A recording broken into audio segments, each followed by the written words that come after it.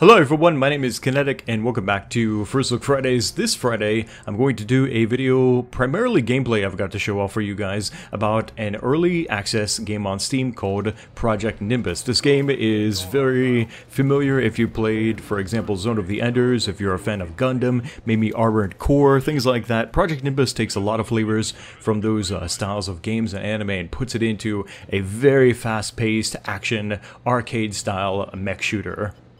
Project Nimbus has a lot of cool things going for it. It's got a great soundtrack, they're adding more music, more missions, it's got currently some voice acting and they're adding more to it as they put out more and more missions here in the early access, but the thing that makes Project Nimbus shine the most definitely is the combat and the gameplay. Like I said, it's very arcade style, very fast paced, very frantic at times. The controls do take a little bit of time to get used to. The tutorial does a decent job of kind of helping to explain like how to boost in different directions, how to lock on, how to shoot and things like that. And then you're thrown right into the chaos of engaging all sorts of different types of enemies in the air and the ground. And from one mission to another, they keep it kind of fresh and almost like confusing at times as the battle conditions are changing. And the battle frame that you're using also happens to change fairly often. So you might get used to one battle frame and then suddenly you're in a completely different battle frame and you don't know what your guns are or what they do, and they're kind of trying to tell you, but it's almost a bit overwhelming, like with everything that's going on the screen. Sometimes people are like talking over each other in the missions, but I've noticed that even though you're in different battle frames though, like for the most part the UI, once you get used to that, it doesn't change. You'll see your guns and your missiles and things like that in the lower right. The arrows are pointing you in the direction of who the enemies are and things like that, and it seems that they control, as far as their movement, all the same. Since coming out in early access on Steam last November, they've been putting out a lot of new missions, it seems like, and they're very sharp at identifying and taking out bugs as quickly as they can in the game, continuing to optimize it for better performance on a variety of different machines. It's not as cutting edge in terms of graphics, but certainly everything else I think kind of makes up for that. And again, I have to go back to the gameplay. It's once you get used to it, it's a lot of fun. At times it can be a little bit too easy with certain battle frames, as they just have like these ridiculously OP weapons. Like there's one battle frame that you get into fairly early on in the missions, and it has like these drones that like auto attack for you. Like all you gotta do is lock on and you destroy everything with them. it's pretty OP at times, but then you do get into some challenging missions where there's just tons of fire all over the place, and you have flares to, like for example, distract missiles, but oftentimes it's not enough, and you have to make sure that you're good at evasive maneuvering, otherwise you're just going to get blown up.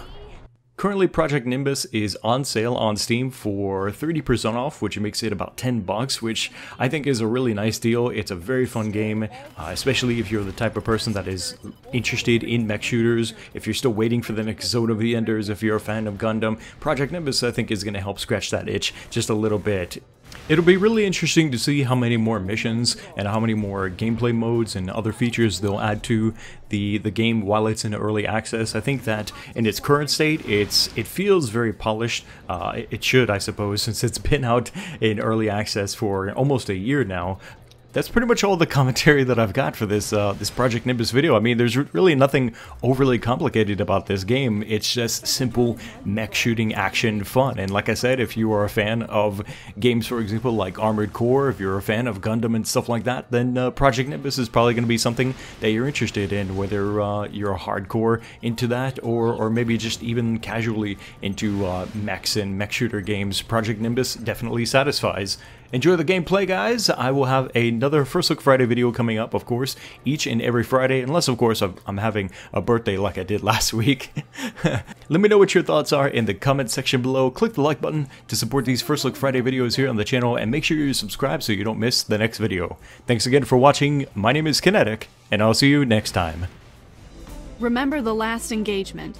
It appeared that those ion cannon volleys are fired from this Celis Taurus, a critical asset of Children of Fallen Nation and the flagship for Jennifer Carrera, their second in command. Today, we'll sink the Celis Taurus and capture Jennifer Carrera, so please listen carefully. I am going to keep this brief as possible. Celis Taurus is a modified UCN's Keto-class destroyer. The main weapon is the ion cannon in the bow. There's 2 VLS systems located on the ship's topside. But what's most dangerous about the battle frames is the anti-air missile systems located on both sides of the ship. The good news is, the system will take a while to activate. The ship has the ability to track multiple airborne targets and intercept multiple missiles at once. We expect that its missiles interception system is almost perfect. There's a high chance you'll encounter Jennifer in her personal battle frame, a heavily modified M3. If you have to engage, we advise you to stay away from her machine gun range. That's all you need to know. I have to say this again. This is not an easy task. If the Air Force is the one doing this, they'll have to use an entire wing.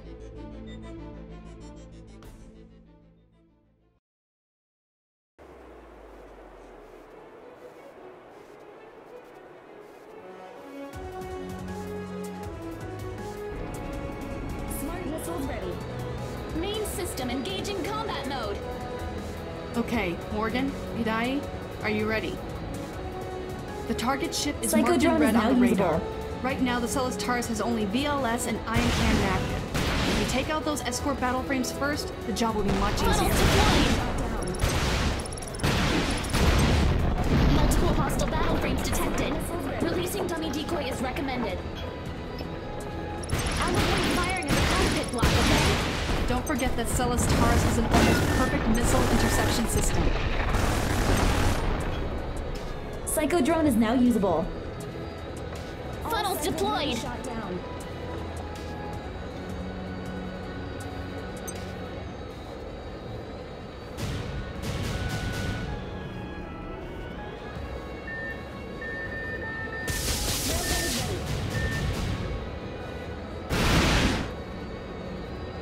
Psychodrone is now usable. Funnels deployed. All of the ship missile launchers are online. Expect heavy missile barrage. Right, there are no weapons installed under the ship's belly, right? Affirmative, but engaging at close range is very risky.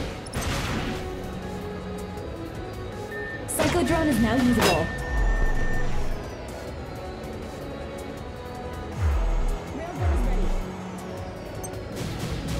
Incoming enemy formation confirmed. Funnels deployed.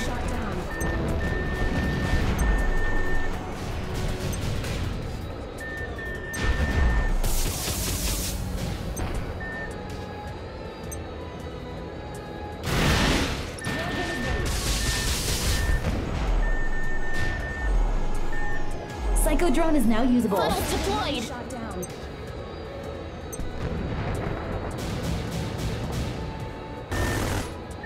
Battle frames damaged at 30%. Railgun is ready.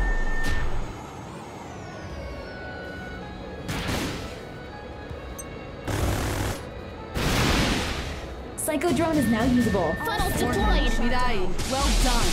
The ship's main missile systems are destroyed. Only the ion cannon is left. It'll focus more on the ion cannon usage, but don't worry. It's not designed to engage battle frame.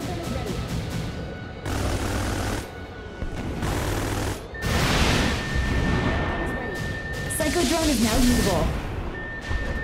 There's a battle frame approaching at hypersonic speed. Damn it! Jennifer was not on that ship.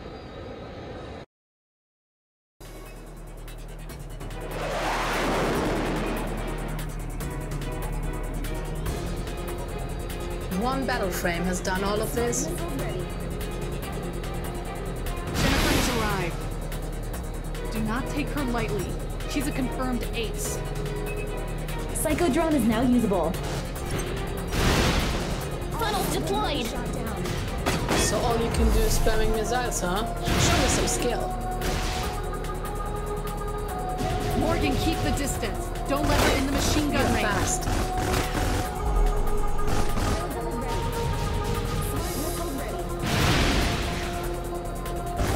Psychodrone is now usable. Funnels deployed.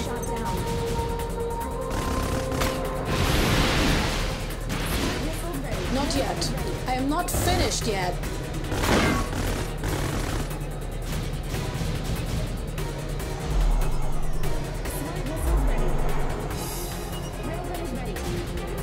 Echo drone is now usable.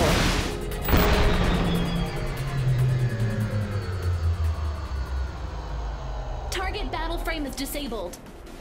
The pilot is safe. Main system will disengage from combat mode now.